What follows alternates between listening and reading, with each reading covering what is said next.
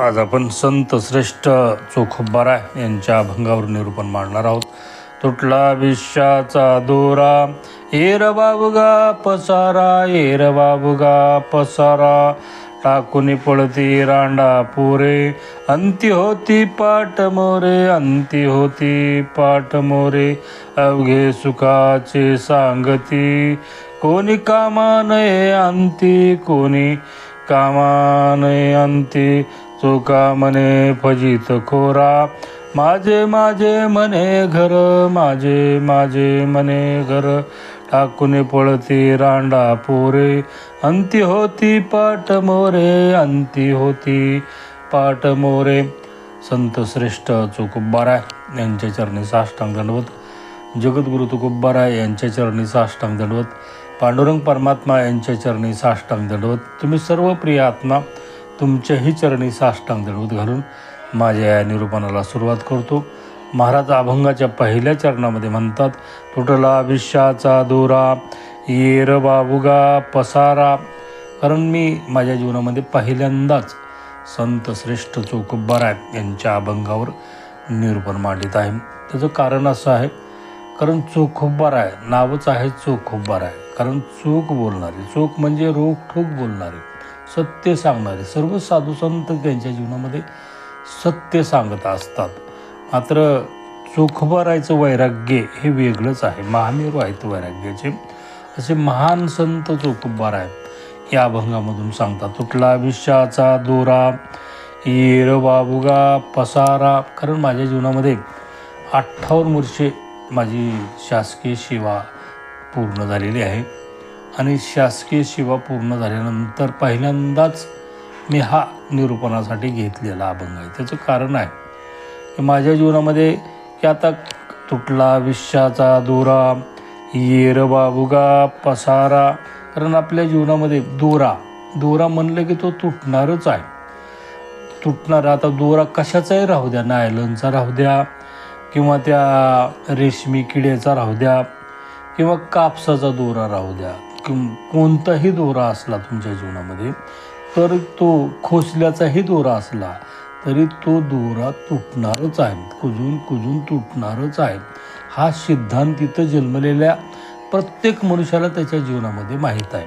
आता दोरा तुटणार आहे. दोरा कसा तुटतो? एक तर कुजूनच दोरा तुटतो. असा दोरा जो तुटतो, घासून तरी तुटतो, नाहीतर त्याला कुणी हाणल्यानंतर तर तो दोरा तुटतो, नाहीतर तो दोरा तुटत नाही. तसं आपल्या जीवनामध्ये हे इथं जन्मलेल्या प्रत्येक मनुष्याला माहीत आहे की आपल्याला मरण हे ठरलेलंच आहे.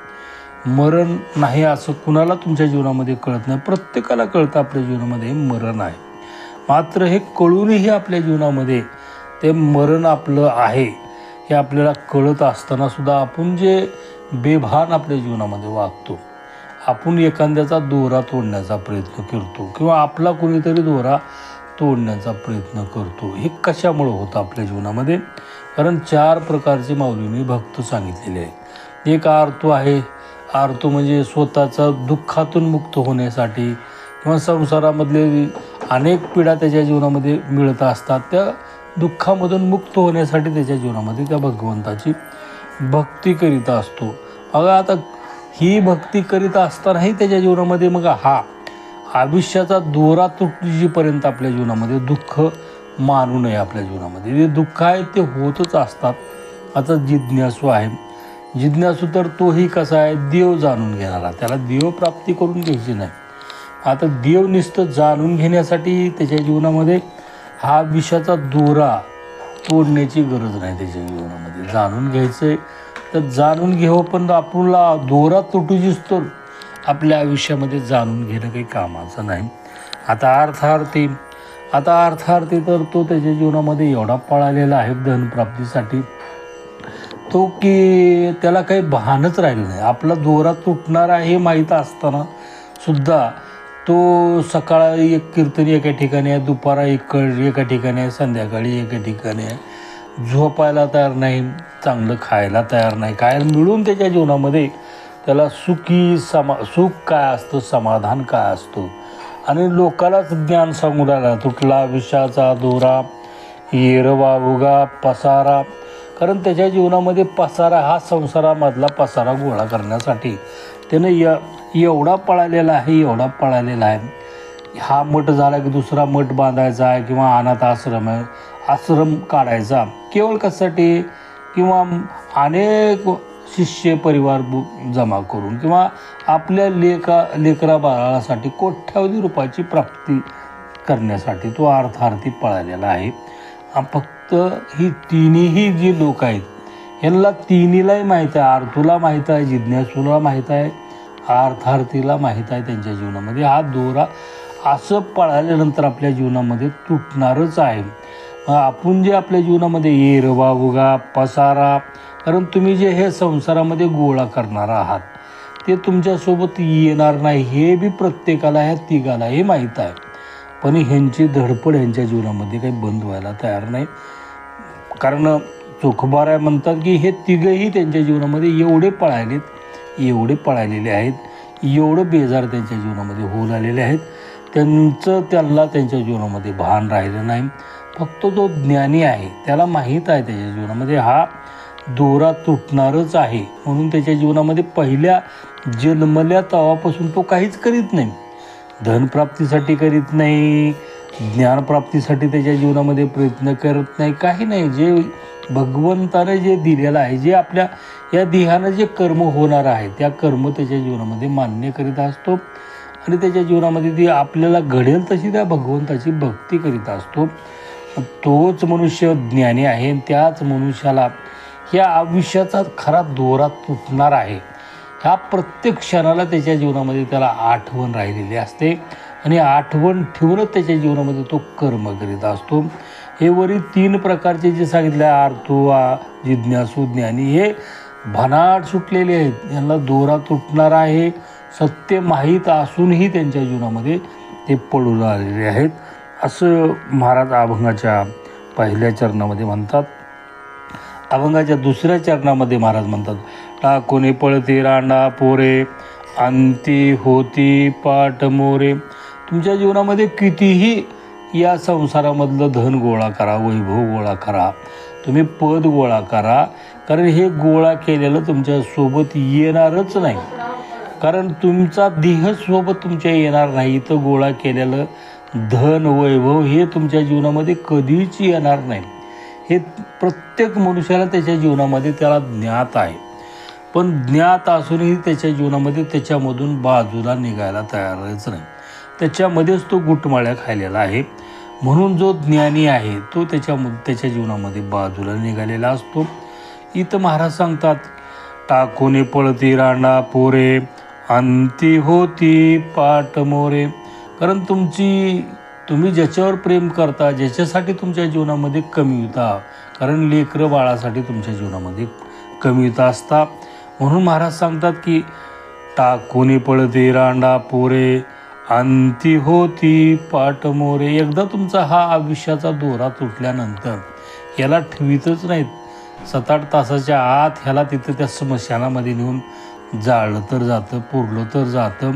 मग ह्या ज्यावेळेस तुमच्या जीवनामध्ये हे जाळलं जातं, पुरलं जातं, तुम्ही तुमच्या जीवनामध्ये तुम्हाला कसं जाळतात हे तुम्हाला पाहता येत नाही. पण तुम्ही तुमच्या जीवनामध्ये हजारो लोकाला जे जाळलेलं पाहता, पुरलेलं पाहता तुमच्या जीवनामध्ये, तीच गत तुमची आहे याचं ज्ञानही प्रत्येक मनुष्याला त्याच्या जीवनामध्ये त्याला आहे. त्याची पत्नी, त्यांचे मुलगा, त्याचे जेवढे त्याच्यावर प्रेम करणारे जी लोक होते ते काय म्हणतात, मला टाकून पळते रांडा पोरे, अंती होती पाट मोरे.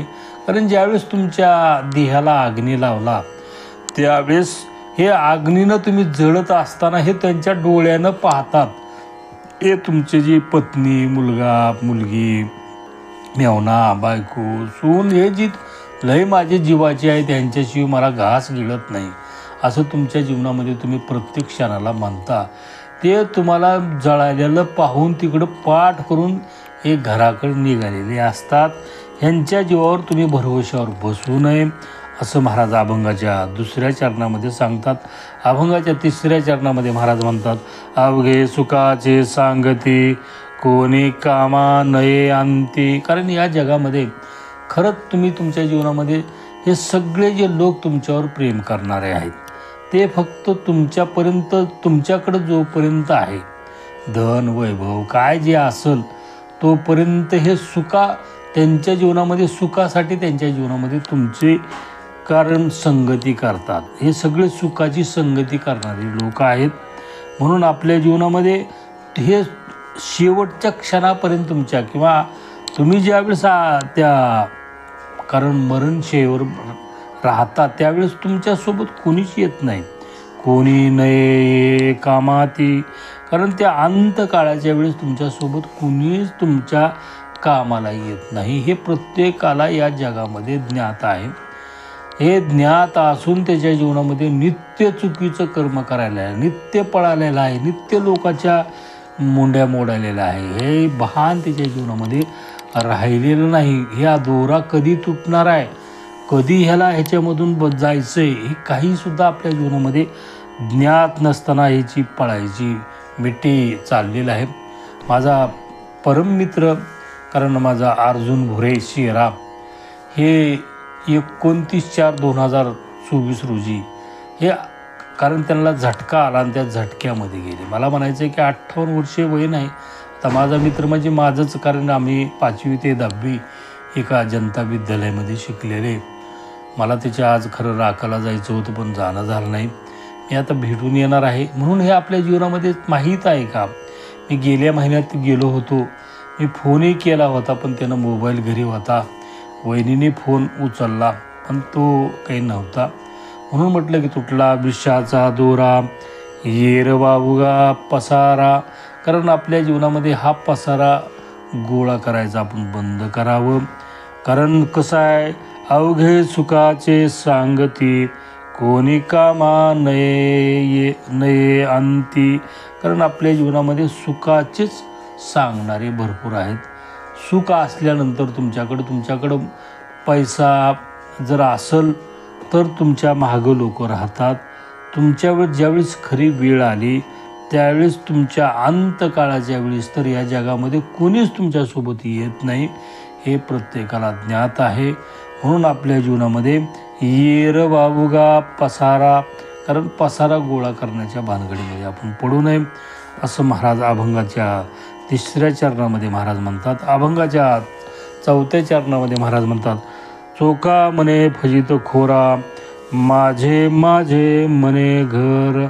महाराज सांगतात की हे फजित खोरा, किती हजारो जन्मामध्ये तुझी ही फजिती झालेली आहे. तू इथं आलेला आहेस, तुझा दोरा असाच अर्ध्यातच कधी तुटलेला आहे, तुला तुझ्या जीवनामध्ये कळालेलं नाही. तुझ्या जीवनामध्ये येर बाबुगा पसारा, कारण या संसारामधला पसारा गोळा करण्याच्या नादात, त्याला वागविण्याच्या नादामध्ये अनेक जन्म तुझे गेलेले आहेत. मात्र हे फजित खोरा आता तरी तुझ्या जीवनामध्ये जागा हो. कारण हे माझे माझे माझे, घर माझं, बायको माझं, लेकरं माझे, मित्र माझे, गाव माझं, जात माझी, शेष हे माझं माझं म्हणालेलं आहेस. हे फजित खोरा तुझ्या जीवनामध्ये, कारण या जगामध्ये तुझं कोणीच नाही. तुला सगळे त्या स्मशानामध्ये जाळतात आणि ते त्यांच्या जीवनामध्ये पाठ तुझ्याकडे फिरवून ते घरला येऊन मस्त आंघोळ करून तट्टार त्यांच्या जीवनामध्ये जेवण करीत असतात. म्हणून आपल्या जीवनामध्ये आपण हे इथं जन्माला आल्यानंतर एक चांगलं काय वाईट काय हे आपल्या जीवनामध्ये प्रत्येकाला कळालं पाहिजे.